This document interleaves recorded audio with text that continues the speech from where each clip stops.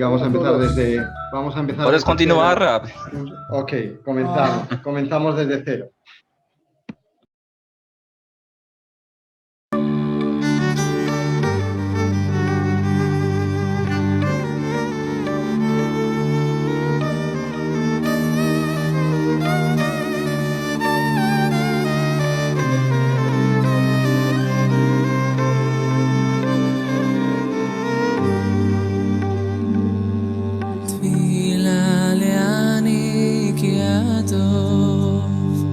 ולפני השם ישפוך שיחות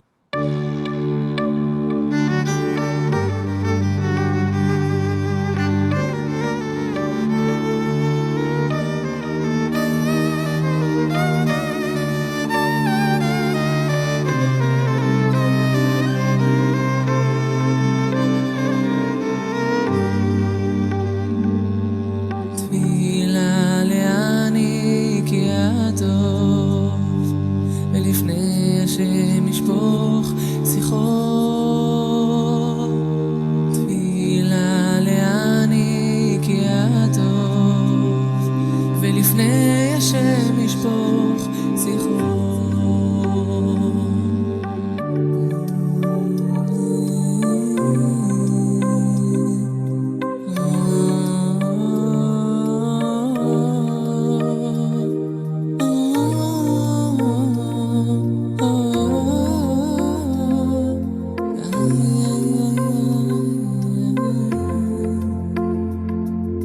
השם שמע תפילתי ושבתי אליך תבוא אל תסתר פניך ממני ביום צר לי השם שמע תפילתי ושבתי אליך תבוא אל תסתר פניך ממני ביום צר לי תפילה לעני כי הטוב ולפני השם ישפוך שיחות תפילה לעני כי הטוב ולפני השם ישפוך שיחות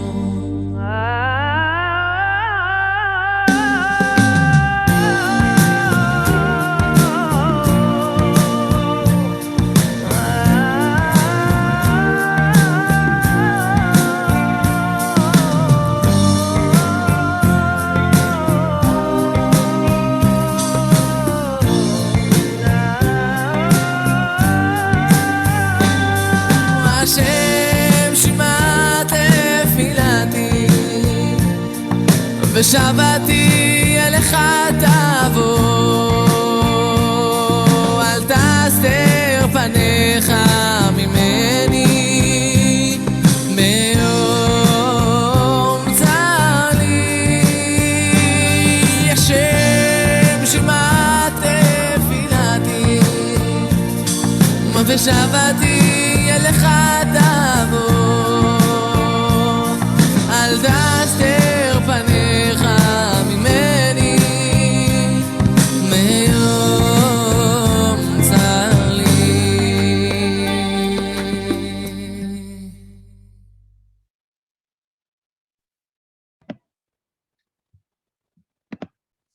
Bueno, bienvenidas, bienvenidos. Me parecía conveniente hoy empezar con una pequeña tefilá. Hemos estado escuchando, ahora vamos a ver de dónde procede el texto exactamente y vamos a traducirlo por un instante, pero en recuerdo de las personas de nuestro pueblo que fallecieron la semana pasada en ese desastre que sucedió durante la Ilulá de Rabbi Shimon Bar Yochai, uno de los días más felices del año, sin lugar a duda, y que de repente se transformó, Letzarenu, para nuestra desgracia, de un día alegre en un día de duelo, Misimha le Yagón, cuando lo que esperamos que sea precisamente lo contrario, que los días de tristeza se conviertan en días de alegría. Así que, bueno, quería comenzar con esto y vamos a analizar un poco las palabras de lo que hemos escuchado. Primero deciros que pertenece a Teilim 102, ¿ok? Es el de Kufbet, y son los primeros 3 psukim, del tercero solamente hasta la mitad del pasuk incluso, en los cuales se habla de lo siguiente. Es Tfilat Ani, la oración del pobre, si lo llamáramos de alguna forma, del que está sufriendo, ¿no? Del que está en una situación de carencia, de necesidad, de desgracia, y quien arroja frente al creador del mundo su palabra, su conversa con el creador del mundo, pero no de cualquier forma, sino arrojando todo lo que tiene dentro, haciéndole saber cuál es su situación exactamente, cuán dificultosa es su situación en este momento. Y le pide al creador del mundo: escucha Shemat Filati, escucha mi tefilá, escucha mi oración, mi plegaria. Veshavati, Shavá es incluso una forma de orar mucho más intensa, mucho más sentida, mucho más visceral, si lo queréis llamar, ¿ok? Que venga, que llegue a ti, por lo tanto que sea recibida por ti. Y termina diciendo, concluye diciendo: Al taster paneja mimeni beyom tzar. No escondas tu cara de mí, tu faz, no me des la espalda en el día en el que, cierto, en el que estoy sufriendo, beyom tzar, en el día, en el momento de mi dificultad. Ahora, lo que yo creo que tenemos que plantearnos es que esta misma tefilá, este mismo Teilim, este mismo salmo, dependiendo del momento en el que sea leído, porque se puede leer en muchos instantes, de hecho se hace en momentos muy concretos, puede ser interpretado de muchas formas. En este momento lo estaríamos recitando como un pueblo que está sufriendo por una pérdida dolorosa. ¿Okay? En otro instante puede ser recitado en un momento de peligro inminente.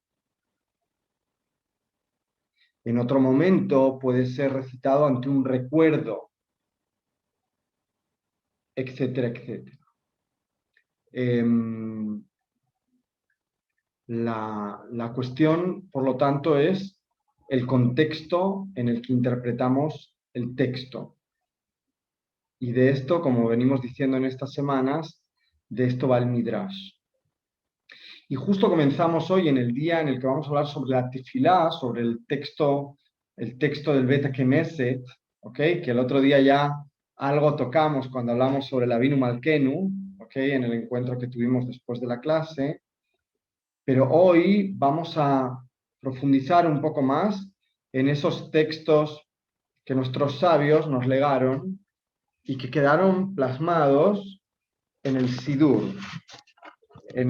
Yo creo, si el Tanaj es el libro más traducido, posiblemente el Sidur es el libro más extendido entre los hijos del pueblo de Israel, junto con la Agadá. Yo creo que esos dos puede ser que sean de los que hay un mayor número en cada casa. Es posible que del Tanaj haya una o dos impresiones, del Sidur puede ser que haya 5, 7 o 15, dependiendo de cuántas tradiciones también estén incluidas en el hogar, ¿cierto? Pero antes de llegar al Sidur, quiero que veamos por un momento dos interpretaciones del mismo evento, de este evento tan doloroso de esta semana. La distancia entre ambas interpretaciones es de 2 días. Una es del viernes y otra es del domingo. ¿Ok? Y vais a ver en una distancia de 2 días, perdón, ni siquiera del domingo, del lunes, de hoy, digamos. de anoche para nosotros, pero de hoy para nosotros también. Y vais a ver cuán distintas son. Fijaos, en la primera se dice, por lo tanto, el masquil, el que tiene suficientemente sabiduría o conocimiento, en aquel momento se quedará silenciado. En aquel momento en el que llegue a él un mal, algo malo que le suceda, se callará el sabio. ¿Ok? El sabio que además tiene conocimiento, tiene que cumplir los dos requerimientos. Y no dirá por qué me hizo esto Hashem, sino que investigará y sabrá, profundizará en este asunto, pues es sabido que por la transgresión de la generación vinieron o sucedieron aquellas cosas que les pasaron. Hay un momento para hablar y un momento para murmurar o para incluso para estar en silencio, como el momento de estar en silencio. Bajar la cabeza, llorar, lamentarse por la gran desgracia que nos ha sucedido. Que tal y como aprendimos ayer en Pirkei Avot, digamos, en Shabbat leemos, sabéis, en Minjá, los Sefaradim, leemos Pirkei Avot. Los Ashkenazim tienen una costumbre distinta entre Pesach y Shavuot, también algunos de ellos leen Pirkei Avot. Y entonces dice que como leímos ayer en Pirkei Avot, en el Perek 4, en la Mishnah 18, Rabbi Shimon ben Elazar dice: no busques o no quieras tener la compañía de tu compañero cuando está enfadado y no vengas a consolarlo en el momento en el que su muerto todavía se encuentra frente a él. Y tal y como dice Rab Ovadia mi Bartenura, nos traen una interpretación. Shebishat Ahorban Kiviechol Haya Akadosh Baruch Hu Mitabel, que durante el tiempo del Jorbán, del Bet HaMikdash, estaba como si el creador del mundo hubiese estado en ese momento de duelo, ¿ok? Y le pidieron los ángeles, o vinieron los ángeles, a consolarlo. Y Ruach HaKodesh les avergonzó diciéndoles: Al ta'itzu lenachmen, no tengáis el valor de venir a consolarlo. Fijaos qué mensaje tan duro.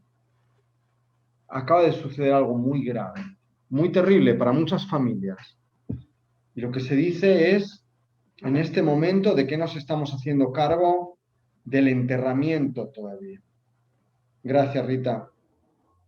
Del enterramiento en este momento. No vengáis a consolar a las familias, a tratar de apoyarlas, sino que tened claro que este no es el momento para ello. Este es el momento para otra cosa. Es el momento para guardar silencio. Es el momento para tratar de atravesar esta situación, no de buscar explicaciones ni siquiera. ¿Ok? Ese momento va a llegar después, unos días más tarde, y vamos a ver ahora cuál es la respuesta para ese momento. Primera interpretación del evento. Prácticamente diciendo, el sabio va a saber que tiene que callar porque por las faltas, por las transgresiones de su generación, es lo que está sucediendo. Primera interpretación de un evento. Ahora vamos a ver la segunda. La segunda la tenéis en el lado izquierdo, es del día de hoy, de esta, digamos, para nosotros la madrugada de hoy, y dice, Kach ala b'machshava lefanai. Así, así decidí hacerlo. Podría ser una de las traducciones. ¿Ok? Así decidí hacerlo.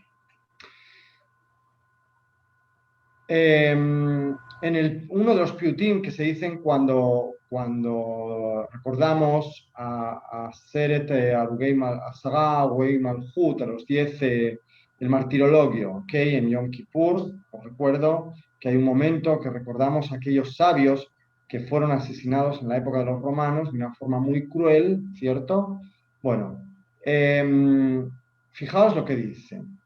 Sarfei Mala, Za'aku Bemara, Zot Torah vezot Jara. Así dice el Piur. Dice, fijaos, los seres que están en las alturas gritaron, pero gritaron como con dolor y amargura. ¿Acaso esta es la Torah y este es la recompensa que estos sabios reciben, ¿cierto?, por estudiar Torah? Anta bat kol mishamayim, ineshma kol acher, efoch et haolam lemayim, לתוהו ובוהו אשית אדומים. גזראי מלפני קבלוה, משמעי דת יומם. Dice, fijaos, si escucho otra voz de este tipo pidiendo una explicación, ¿no? Voy a darle la vuelta al mundo. Y os recuerdo que de dónde surgieron las aguas del Mabul, ¿alguien se acuerda? ¿De dónde surgían las aguas del Mabul? El Bow. Niftahu Arubot Hashamayim, se abrieron las compuertas del cielo. Las del cielo, pero también, Andrés lo recordó ahora, vienen también del Mei Tehom, las aguas de la profundidad, fueron realmente las que generaron la inundación. No las aguas del cielo, sino las que había bajo el suelo. Se creía, en la tradición se establece así, que hay una especie de tapón, ¿ok?, que es el que cierra esas aguas para que no vengan a la superficie y lo inunden todos.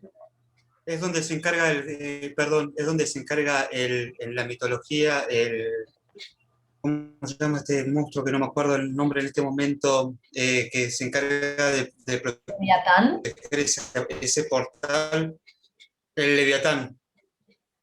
Ok. Sí, en ciertos relatos mitológicos aparece esta imagen también, es verdad. Becontrés a Gugaleja,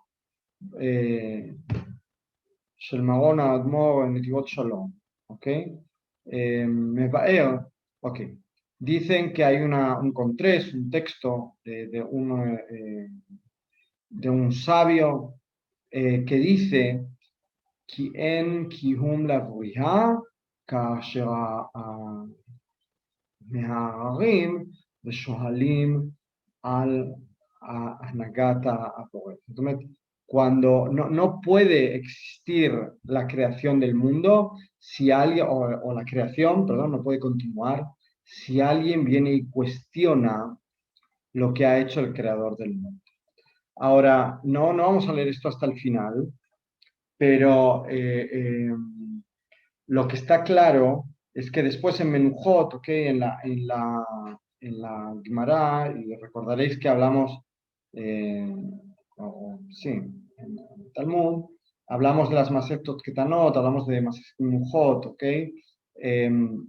Bueno, entre otras cosas, se nos enseña, ¿ok?, que cuando fue asesinado Rabbi Akiva, y de ahí viene este piut, también se hace la misma pregunta. Moshe Rabenu ve lo que le sucede a Rabbi Akiva y le pregunta al creador del mundo, esta es la Torá y esa es la recompensa que reciben quienes la estudian. Y le dijo el creador del mundo, Shtok, cállate. Kaj ala bamachshava lefanai. Así lo decidí o así lo planeé, así fue mi voluntad. ¿Ok? Y fijaos lo que nos dicen, Mashmauta la son Shtok, Sheen zekela lirtzon akadosh baruch hu she'ela zu. A veces nos preguntamos el porqué de las cosas. Y aquí nos dicen, el creador del mundo no quería en absoluto que esa pregunta fuese planteada. Ahora, pensad en el dolor de las familias, pensad en el dolor de las comunidades, pensad en el dolor de los individuos que ven que un evento tan alegre como era este, un evento tan importante, por cierto, que sepáis que Har Meron es el lugar que más visitantes recibe de forma conjunta cada año en Israel, porque este año fueron solamente unas 100.000 personas, habitualmente es 500.000. El año pasado no pudo ser tampoco, por todo el corona. O sea, imaginaos el trauma que supone, el trauma que supone. Bueno, y como no hay respuestas a esta pregunta del por qué, lo único que podemos continuar haciendo es continuar estudiando Torá, como hacemos cada semana, y en este caso vamos a continuar con nuestro estudio sobre el Midrash. No sé si alguien quiere compartir algún pensamiento, alguna reflexión breve. Abrimos el espacio un momento. Perdón, entonces una persona, digamos, ortodoxa sería menos cuestionador que todos nosotros y acepta esta tragedia, Claro. como vos decís, porque, o sea, nosotros capaz que decimos cualquier cosa, el ortodoxo acepta y calla, estará triste obviamente, pero ¿cómo? Porque Mira, tiene sentimiento una persona, ¿cómo hace? O sea, yo no entiendo eso. Gaby, las perspectivas judías, ¿ok? Yo aquí no diría ortodoxa, no ortodoxa, creo que hay diferentes perspectivas y diferentes personas. En mi clase al menos eliminemos las barreras entre corrientes. Claro, pero ahí había más personas, digamos, más ortodoxas que nosotros, digamos. Pero en lo humano, Gaby, nos toca a todos, digamos, en el sentido de... Sí, obvio, sí. No sé si había personas ortodoxas ahí, lo que sí había era personas ultraortodoxas, que son diferentes. Son dos corrientes totalmente distintas. Por cierto, si un ortodoxo de los que tú conoces aquí le dice a un ultraortodoxo que él es ortodoxo, el ultraortodoxo le va a mirar y le va a decir que es un reformista. Porque de alguna forma esa perspectiva es cierta. El Dati Leumi es un reformador, es un reformista. No hemos hablado nunca del Rav Kook, no hemos hablado de muchos rabinos que supuestamente están dentro del mainstream, pero no pertenecen en absoluto al mainstream. Porque el mundo ortodoxo, el mundo Haredí, Hasidí, no acepta sus responsas, por mucho que la apariencia externa de ellos fuese una apariencia de ser. Pero bueno, es un tema. Entonces, en mi clase, yo agradeceré que dejemos de lado las etiquetas por un instante y nosotros hablamos del mundo judío, al que todos pertenecemos sin diferencia. Entonces, lo que sucede, Gaby, es que siendo conscientes en nuestra tradición de esta reacción tan humana, porque como tú bien dices, cuando a alguien le sucede algo así, la reacción es instantánea. La tradición viene y dice, fijaos lo que le pasó a Rabbi Akiva. No sé si recordáis la descripción de el fallecimiento, o perdón, mejor dicho, el cruel asesinato de Rabbi Akiva. Y vienen y os dicen, incluso en el caso de Rabbi Akiva, viene Moshe y Moshe Rabenu, no Gabriel Amarillo, no Eliau Pérez, no. Moshe Rabenu, Bijodou Betzmo, él mismo, viene y le dice al creador del mundo, ¿pero qué estás haciendo? Esta es la recompensa por estudiar Torá. Y el creador del mundo le dice, Shtok. Shtok es cállate, pero de una forma súper tajante. qué quiere decir esta pregunta ni la plantees. Ahora, Gaby, piensa que si nuestra tradición trae este texto y trae esta idea, es porque esta pregunta evidentemente se plantea. ¿Y quién no se ha planteado esta pregunta alguna vez? ¿Por qué a mí? ¿Por qué siempre a mí? Recordad si no os ha pasado siendo adultos, recordad la adolescencia, ¿ok? Y pensad cuántas veces pensasteis que erais los mártires del universo y que todo os pasaba a vosotros. ¿Por qué siempre a mí?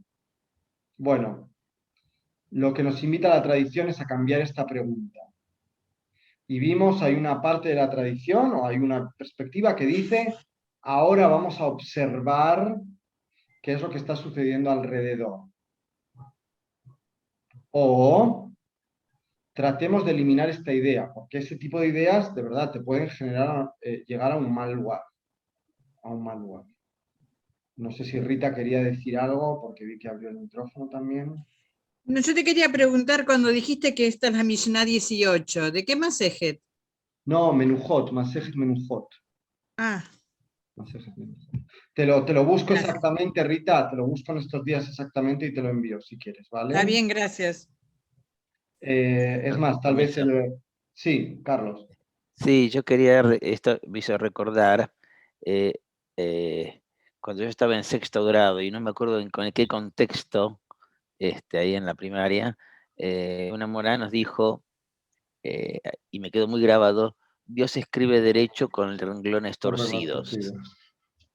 Y eso me quedó muy grabado como una enseñanza, digamos. Ya ni me acuerdo cuál era el contexto, me quedó la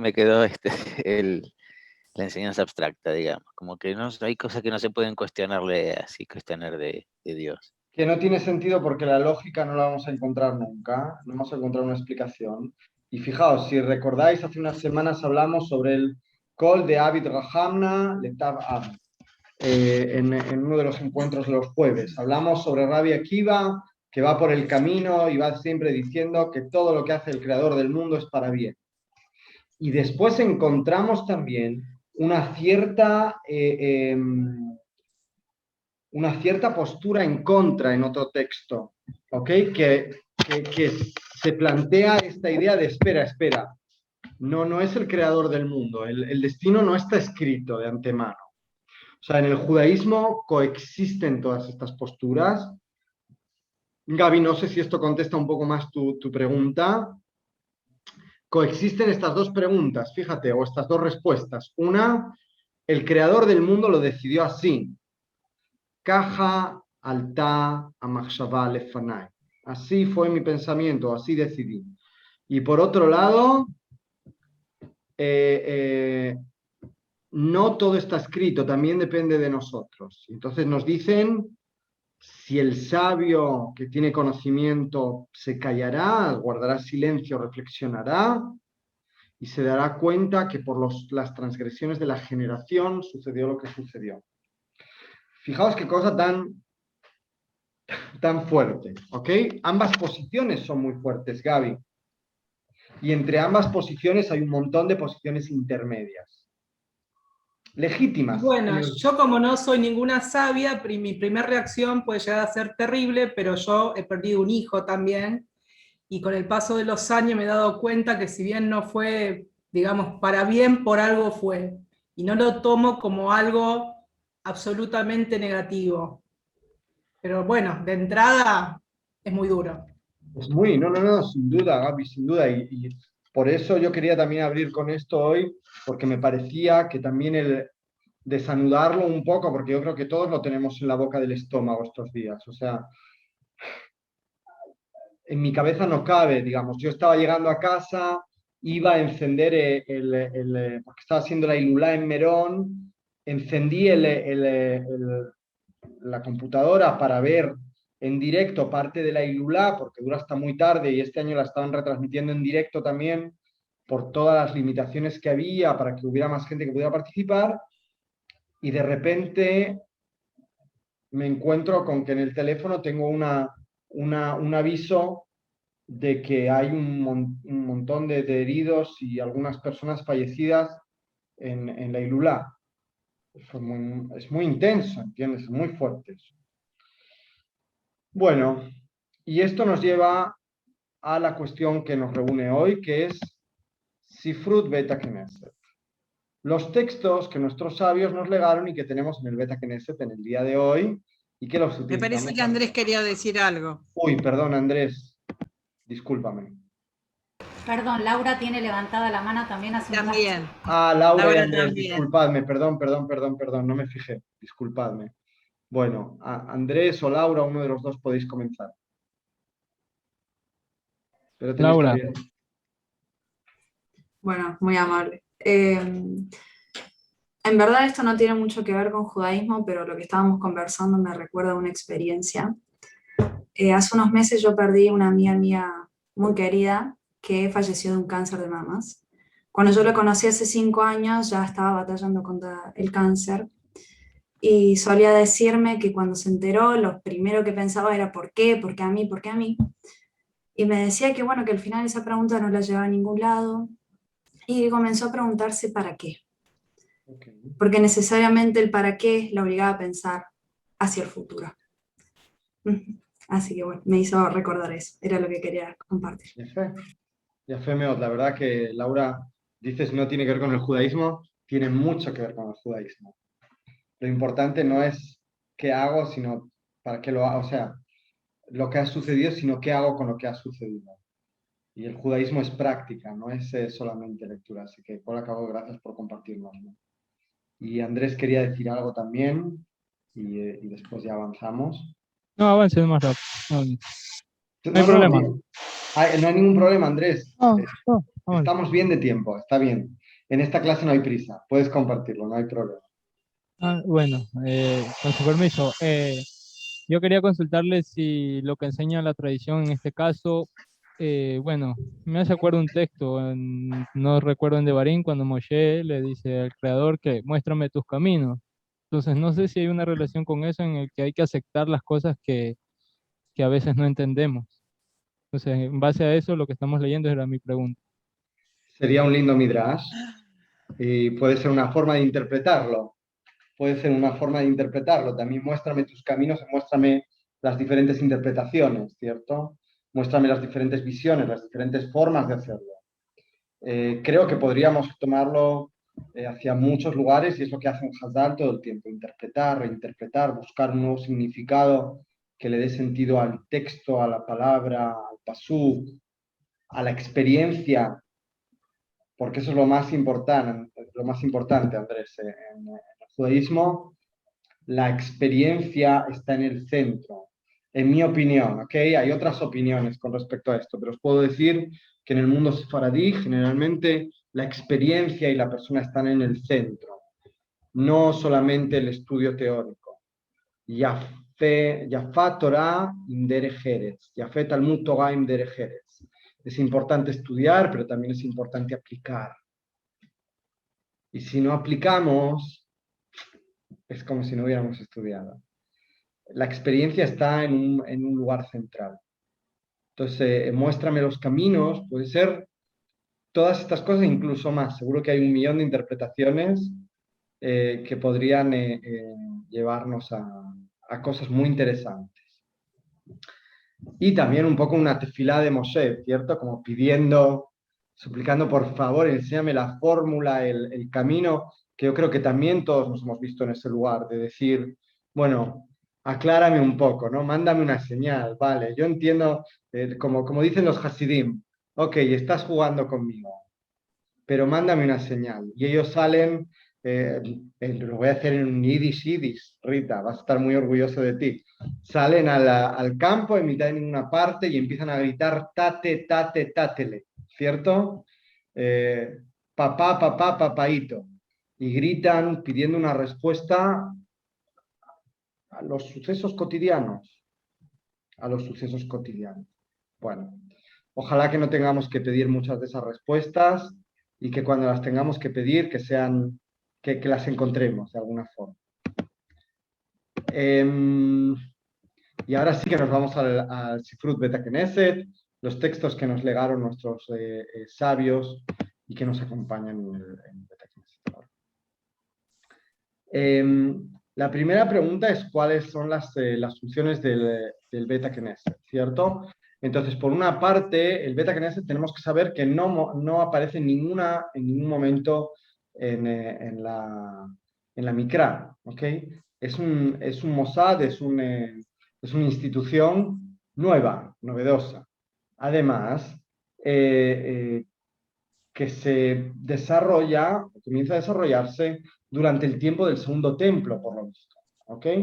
Sabemos que por influencia de los que llegan de Babel, muy posiblemente. ¿Por qué? Porque ellos en aquel espacio también necesitaron tener aquel tipo de soporte, de lugar comunitario para reunirse.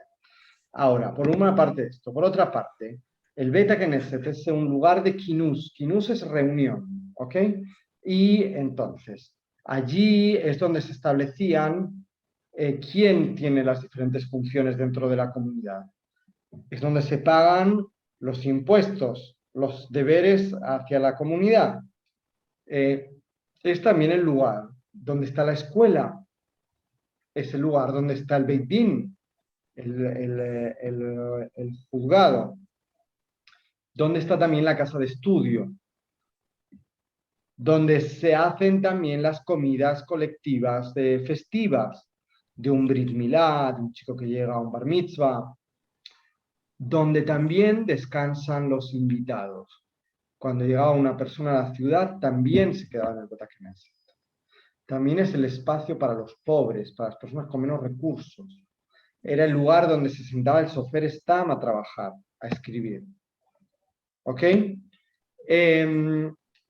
Por lo tanto, lo que sería la reunión o el lugar de reunión para cumplir con las obligaciones religiosas, estrictamente dichas de la tefilá, sería una pequeñísima parte de la función del Beta Knesset. Pensad en vuestros Batei Knesset hoy, les sucede exactamente lo mismo. Tenéis la escuela, tenéis el Bet Midrash, tenéis acción social, tenéis, ¿cierto?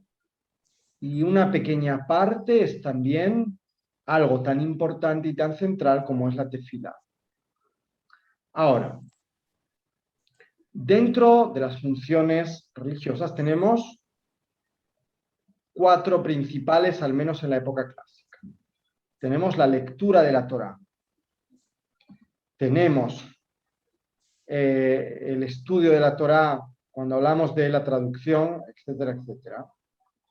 Tenemos la tefilá y tenemos los piutim, el canto de piutim.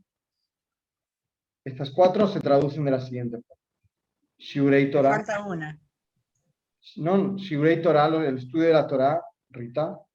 Sí. La lectura de la Torá, que son 2 cosas separadas. Ah, La está. traducción y la lectura puse son 2 junto. cosas separadas.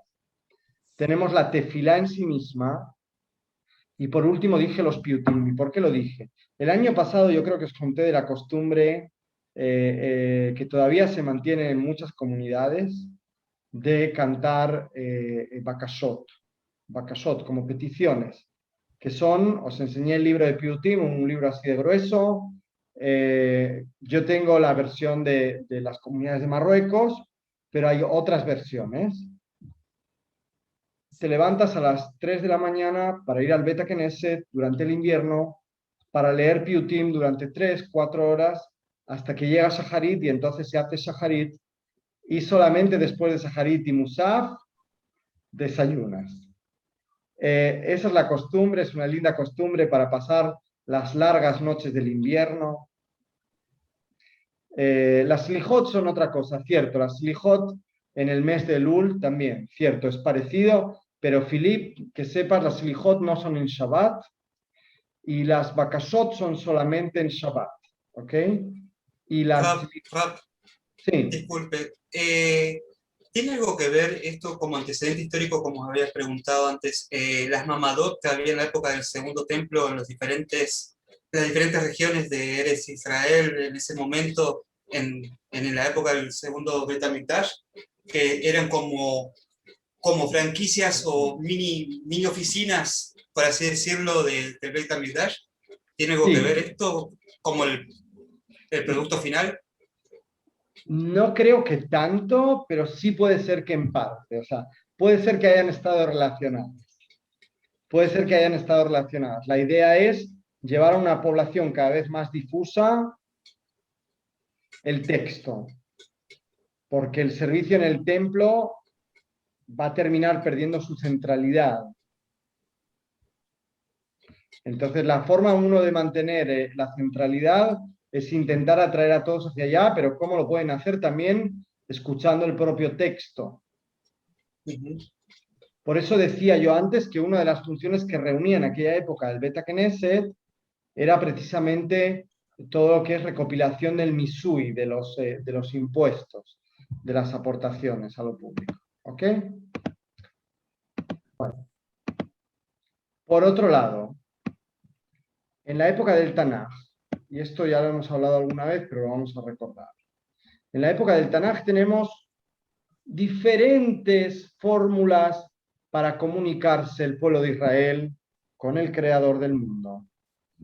Por una parte, tenemos a los profetas, ¿ok? Que es una fórmula que nos es conocida por el Tanaj, ¿ok? Y los últimos que fueron profetas, los últimos profetas, aparecen antes de la época de Hazal. No se superponen, sino que hay una época que queda como un pequeño vacío, ¿verdad?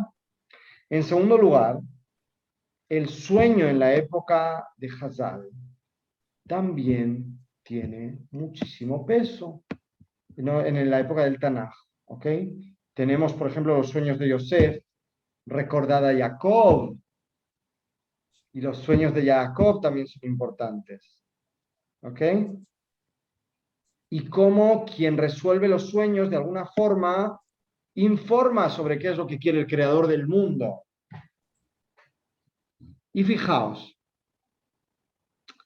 en la época de los profetas dicen Vejalomot Ashav Yedaberu Zecharia, de alguna forma viene a minusvalorar, ¿okay? El sueño, pero le da también un estatus, y dice, el sueño viene a reflejar algo. Y luego vienen los sabios en Masejet Brajot y dicen, Halom Echad Mishishim Lenebuah.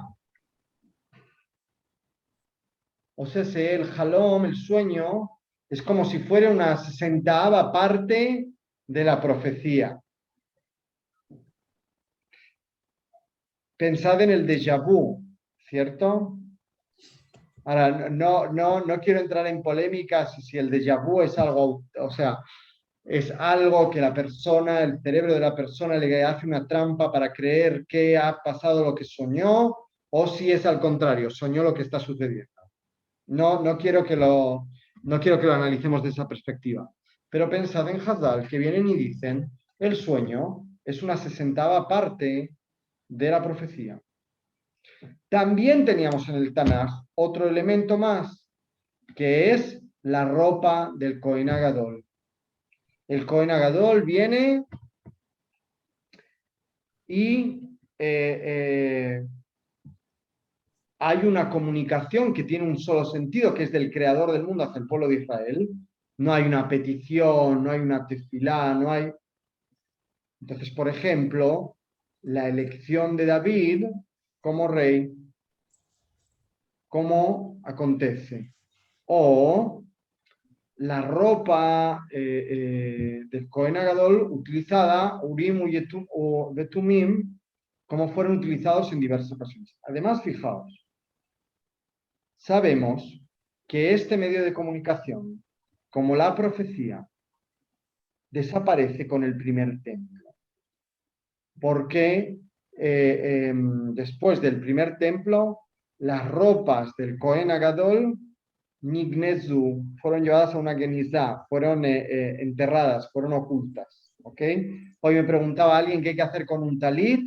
Con un talit tenemos que hacer lo mismo que con los ropajes del Cohen Gadol durante la época del primer templo, o al final de la época del primer templo, después del primer templo. Guardarlos con el respeto que merece, por ser algo que está consagrado para, ¿ok? Mekudash, es un tashmish kedusha, es algo que se utiliza para todo lo que tiene que ver con la kedusha. Bueno, entonces estas vías de comunicación se cierran, ¿ok? ¿Y qué es lo que nos queda después de la Tekufá del Tanaj, de la época del Tanaj? Nos queda, por ejemplo, encontrar algunas respuestas a través del propio Tanaj. Y para eso necesitamos que se sepa leer, necesitamos una persona que encuentre esas respuestas, que sepa, que tenga las herramientas, que sepa cuáles son las fórmulas para encontrar la respuesta. Y de esta forma aparece el Midrash. Fijaos qué centralidad tiene, por lo tanto, el Midrash, un curso semestral dentro de todo el estudio de la carrera de Barbanel, pero qué importancia tiene el Midrash, porque es la vía de comunicación abierta. ¿Ok?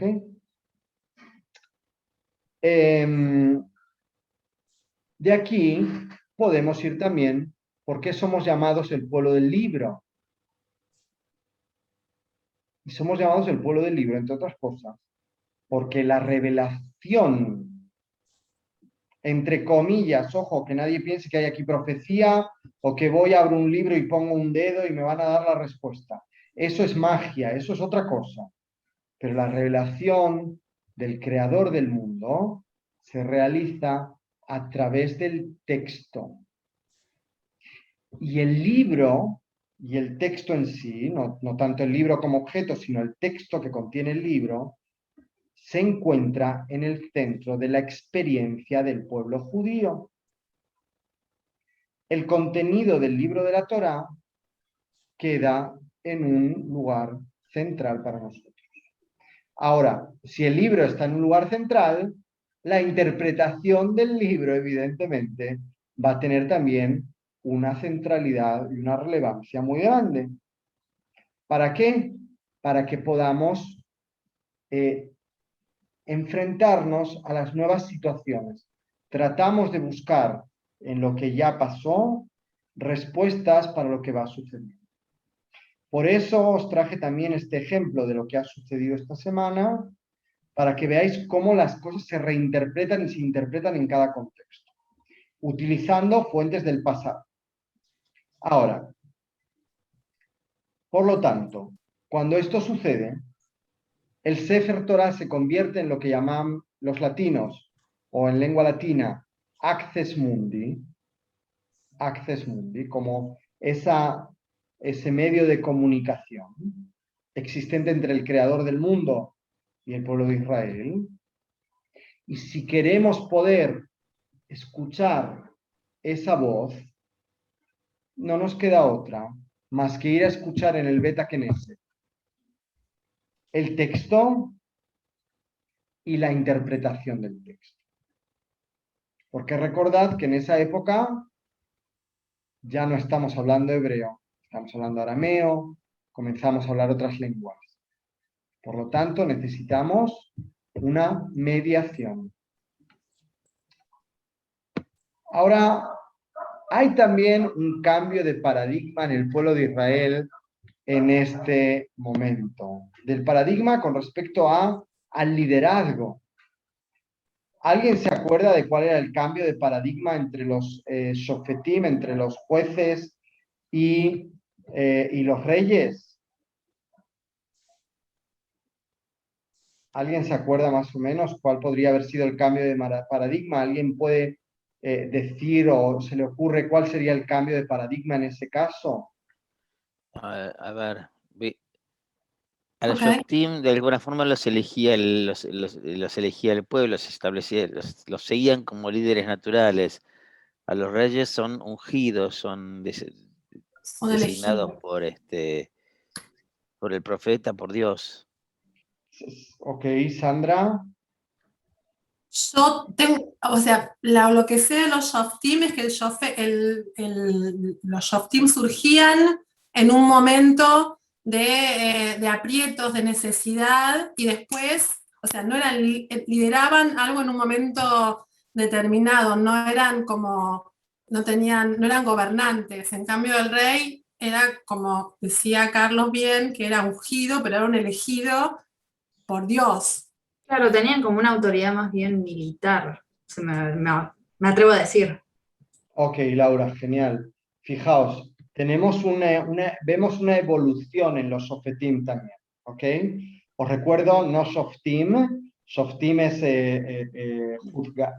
juzgan, Sofetim. Siempre lo digo, vuelvo a insistir, Sofetim veshoterim, ¿ok? Porque si no estamos diciendo el verbo y no el sustantivo. Pero bueno, esto para quien lo quiera, ¿ok? Lo digo también para la tefilá, ¿ok? Cuando decimos Shoftenu que barishonah, no Shoftenu, porque si no es juzganos como al principio, no, devuelve a nuestros jueces. Yo no quiero que me juzgue, porque entonces estamos al horno. A mí, conmigo personalmente, estoy al horno. Así que mejor que no me juzgue. Lo que diría es que vemos también una evolución dentro de los jueces.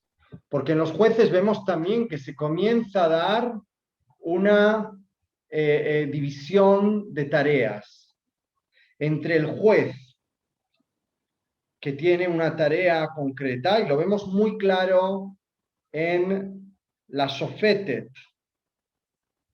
en Dvora, que ella tiene una función y viene acompañada por otra persona que tiene una tarea más militar.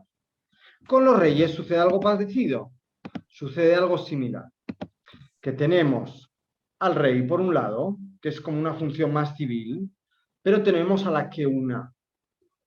Y la Keuná, como la Melujá, es torashtit, es hereditaria. La profecía es carismática. El creador del mundo le da a unos el don y a otros, queridos amigos, no nos lo entrega. Somos la mayoría de cualquier forma, los que no fuimos bendecidos con semejante tarea, y además yo creo que en cierta medida podemos incluso agradecer por no haber sido bendecidos, quien se acuerde de la historia de algunos de los profetas que no la pasaron tan bien. Ahora,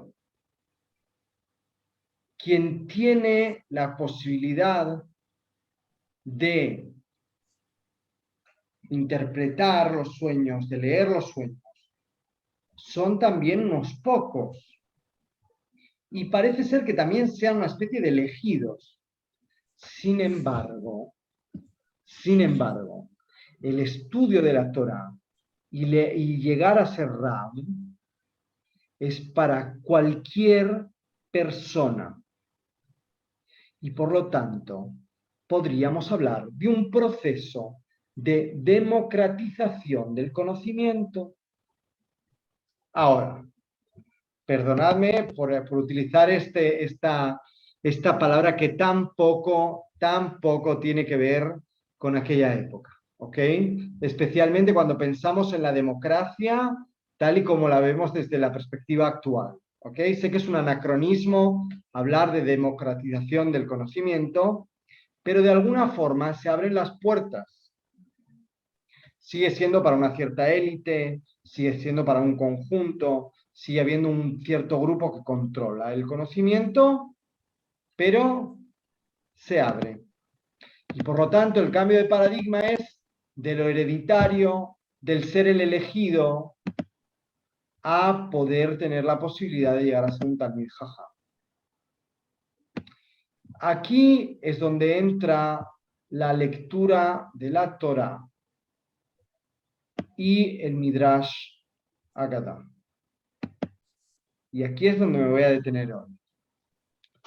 porque esta continuación es muy importante, porque esta clase que vamos a terminar con los textos que tienen que ver con el Beta Knesset nos va a conducir directamente a llegar al Midrash, y es importante que comprendamos el contexto, la situación en la que las cosas suceden, que lo interioricemos un poco. Así que en esta semana os vais a quedar pensando qué sucedía en aquel momento, qué supuso la destrucción del segundo templo, qué supuso el dejar de hablar hebreo, el dejar de comprender hebreo, después de la llegada o el regreso o en la época del exilio babilónico, que supone después, posteriormente, evidentemente, la pérdida de los profetas por un lado, la pérdida de la ropa del Cohen Agadol por otro. Y ya cuando hablamos de la destrucción del templo, ¿qué supone ese momento? Para un pueblo que, de nuevo, estaba acostumbrado a escuchar de una forma más o menos directa la voz del creador del mundo. Y ahí creo que nos vuelve a remitir a la pregunta que se planteaba al principio: ¿por qué? ¿Por qué está sucediendo esto? Si recordamos a los profetas tenían la respuesta, la expresaban, decían: espera, habéis hecho esto, ¿os acordáis? Por esta y por aquella y por la otra, perdoné al pueblo o a la gente de Yehudá, pero por esta ya no se la voy a pasar. Y también lo mismo con Israel, dando una señal de lo que está sucediendo. Así que con esto concluimos la clase por hoy. No sé si hay preguntas, comentarios que queráis elevar, alguna sugerencia, alguna duda. Gaby, lo puedes decir con tu propia voz y va a estar bien. No, que bueno, cuando estuvimos leyendo, ya ni me acuerdo si era Ezequiel, que otro profeta, bueno, eran dos profetas sobre todo que hicieron una tarea fundamental, que es como que cayó la idea de que eran el pueblo elegido, de que Adonai siempre iba a estar con ellos, a que realmente era por las faltas que se decidía tal o cual cosa, pero que bueno, después de todo eso, finalmente Adonai los iba a volver a elegir, los iba a redimir, entonces eso fue lo que mantuvo la fe, porque lo contrario... Nahamú a mí, ¿verdad? Isaías. Todo el tiempo habíamos leído a Isaías y decíamos: Isaías es un tipo complicado. Primero está ahí con el palo, pero luego a la mitad de su libro empieza a tener las Mehamot, nos empieza un poco a consolar y a decir: bueno, gente, ok, es verdad, os habéis equivocado, si hicieron las cosas mal, que sepáis que vais a pasar un muy mal rato, pero va a haber un consuelo después. Y también en el caso de Yehezkel, en una medida mucho menor, porque recuerdas, Yehezkel era el que tenía un montón de sueños bastante extraños, algunos, bastante peculiares. Hazon Atzamot, el sueño de los huesos. De los huesos era. Y algunos más que no menciono porque algunos rozan lo escatológico y lo sobrepasan. Pero como que esos profetas vienen a traer un mensaje que, como tú dices, Gaby, también con el tortazo, ¿verdad? Con el sopapo viene la caricia. Y el decir: bueno, os habéis equivocado, pero esto se va a corregir. Y esto es lo que le falta al pueblo de Israel. ¿Cuál es la esperanza que le quedaría en sustitución al pueblo de Israel en este momento?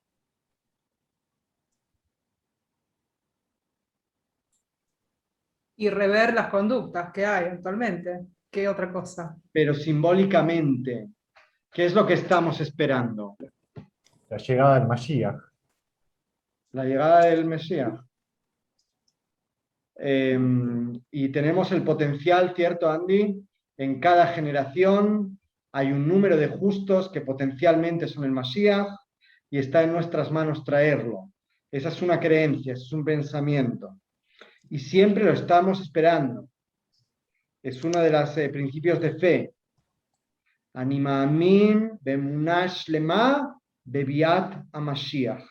Y aunque creo con plena fe a la venida del Mashiach, y aunque Yitmahamea es como, incluso si se hace rogar, incluso si se hace esperar, creo que cada día puede venir y hago lo necesario para que cada día llegue. Por lo tanto, ya no tenemos la profecía, ya no tenemos a Isaías que venga y nos diga, va a estar bien. Lo leemos, ojo, lo leemos, ¿ok? Lo leemos en el Beta Knesset. Pero tenemos esa otra idea. Elisa, me parece que estabas preguntando por qué no tenemos más profetas. La profecía concluye en la época cuando se destruye el primer templo. ¿Ok? Lo que sucede es, ¿cómo lo explicaría? Existe un proceso desde la creación del primer ser humano, de Adán y Javá, ¿okay? De la primera mujer y primer hombre, hasta nuestros días. Y desde la perspectiva del judaísmo lo que se ve es un proceso, disculpadme por la palabra, porque somos además la última generación y nos toca la peor parte, de degradación. ¿Ok? La situación va a peor. En ese proceso de degradación también la cercanía entre la persona y el creador del mundo se va generando un distanciamiento. Se nos dice, ¿cierto? Siempre y cuando estaba el Beit HaMikdash, la presencia del creador del mundo estaba allí. Pero vienen Hazal y nos dicen otra cosa, que viene a reemplazar todo esto. Hazal dicen, gente, cierto, ya no hay profetas, ya no hay templo. Uy, Rita. No puedo más. Ya no hay templo, ya no hay profetas. Te maté hoy. Y sin embargo, lo que nos queda es el texto, por un lado, y su interpretación, el estudio del texto, pero también tenemos que donde hay paz entre las personas que se encuentran reunidas, también se encuentra la presencia del Creador del mundo. Fijaos, es una idea muy interesante. Es una idea muy interesante que nos tiene que acompañar. Yo creo que es importante mantener la fe, la esperanza como decía antes Laura, ok, esto ya pasó, o esto está sucediendo. ¿Cómo miro hacia adelante? ¿Por qué? ¿Qué puedo hacer yo con todo esto? Mediante la Teshuvá no podemos propiciar... La Teshuvá puede ser una respuesta, si es necesaria. Siempre es necesaria, ¿no? Yo ya dije antes, yo no quiero que el creador del mundo me juzgue porque estoy al horno. Uno tiene que hacer siempre Teshuvá. Imagínate nosotros si vos estás al horno. No. Vosotros sois tzadikim todos. De verdad, estoy convencido. Gaby. Vosotros sois todos un grupo de tzadikim. Sí, tú lo sabes como yo. Si no lo sabes, te lo digo yo. Alguien había escrito algo en el chat también. Sí, justo hay una materia para la que estamos preparando una exposición, una presentación sobre el Beit HaMikdash, y más o menos el enfoque que le estamos dando es desde lo político, ¿no? Como el rol que ocupaba en la política del pueblo de Israel el Beit HaMikdash desde los tiempos del Mishkan incluso, y de qué manera la clave puede estar en el verbo lehit karev, ¿no? Que era el Korban, era un acercamiento. Y desde mi perspectiva individual, lo importante del Beit HaMikdash era que 3 veces al año todos íbamos y nos juntábamos, ¿no? Y ahí es donde recordábamos nuestros vínculos, quiénes éramos. Y luego en la destrucción del Beit HaMikdash, me parece que la salvación del judaísmo fue justamente haber entendido esta idea y haberla resignificado a través del Beit HaKnesset, ¿no? El Sefer Torah. del Sefer Torah. Exacto, alrededor del Sefer Torah y el espacio físico, ¿no? Como donde nos encontramos, pero exactamente el Sefer Torah. Andrés, si os fijáis, tanto en el mundo sefaradí como en el Ashkenazí, ojo. Fijaos esta semana cuando vayáis al Beta Knesset o cuando estéis en las Tefilot, observad al Sefer Torah. Tratad de encontrar las similitudes entre el Sefer Torah y el Kohen Gadol. ¿Qué similitudes encontramos entre el Sefer Torah y el Kohen Gadol? Pensad en Yom Kippur, Kol Nidrei. Empezamos Kol Nidrei. ¿Qué es lo que hacemos? Depende de las costumbres. En los Batei Sefer Sefaradim se sacan todos los Sifrei Torah que hay en el Bet Knesset. Todos. Porque era el día en el que el Kohen Gadol tenía un papel central. Pensad cuántas veces en el servicio de Yom Kippur abrimos y cerramos el Parojet. Hay una persona que específicamente, cierto, en todos los Batei Knesset, se dedica a perseguir a la gente que tiene que abrir y cerrar, para que nadie se quede sin el cabot. Y lo de perseguir lo digo en broma, pero es verdad. O sea, yo recuerdo en Tel Aviv quien hacía eso era Marta Fisher, que era la encargada de avisar a la gente que tenían que ir a abrir o a cerrar. Y ella tenía su maxor señalado con pequeños post-it y literalmente perseguía a la gente. Es un trabajo. Y en ese momento que hay que abrir, tal vez agarrad el maxor y mirar en qué momentos lo abrimos. Y pensad, reflexionar por un momento, ¿por qué a alguien se le ocurrió que lo abramos ahí? Por cierto, es una costumbre, ¿ok? Es una costumbre y por lo tanto podemos encontrar algún tipo de lógica, algún tipo de vínculo en lo que se está haciendo. Porque es una costumbre humana, que es diferente en las diferentes edot, ¿ok? Entre los Ashkenazim, entre los Sefaradim. En el mundo Ashkenazí es bastante más intenso el tema, o sea, es más abre, cierra, abre, vuelvo a abrir, vuelvo a cerrar, subimos, bajamos, vuelve a abrir, vuelve a cerrar, abre la mitad, abre la otra mitad, ahora vamos a cantar un piut, se cierra en la mitad del piut, pero se vuelve a abrir después de esa estrofa, porque esa estrofa se ve que no les gustaba y no querían tener abierto el paroje durante esa estrofa, entonces la cerraban.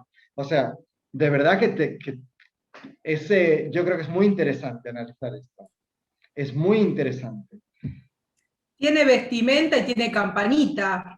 Tiene las campanitas, tiene los pamonim, tiene las vestimentas, tiene un efod, tiene los rimonim, tiene... Bueno, ese es el Sefer Torah.